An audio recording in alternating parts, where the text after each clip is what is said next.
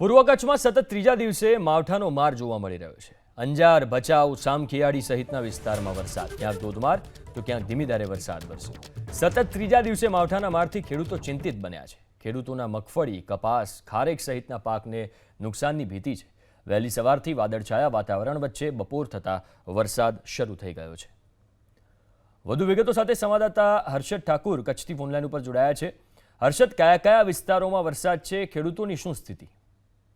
હવામાન વિભાગ દ્વારા જે રીતે વરસાદની આગાહી કરવામાં આવી છે, આજે વહેલી સવારથી જ કચ્છ જિલ્લામાં વાદળછાયું વાતાવરણ જે છે તે જોવા મળ્યું હતું।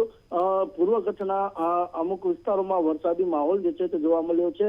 સામખિયાળી, ભચાઉ, અંજાર સહિત આસપાસના ગ્રામ્ય વિસ્તારમાં વરસાદી માહોલ જોવા મળી રહ્યો છે। કમોસમી વરસાદના કારણે ખેડૂતોને મોટા પ્રમાણમાં નુકસાન થવાની ભીતિ સેવાઈ રહી છે।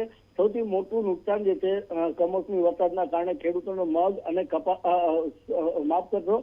કપાસ અને મગફળીમાં મોટું નુકસાન થવાની ભીતિ જે છે તે સેવાઈ રહી છે। જે પ્રમાણે આગાહી કરવામાં આવી છે, ચોક્કસથી સમગ્ર પૂર્વ કચ્છ ના વિસ્તારમાં વાદળછાયું વાતાવરણ અને વાતાવરણમાં પલટો જોવા મળી રહ્યો છે। જી, આભાર હર્ષદ વિગતો આપવા માટે।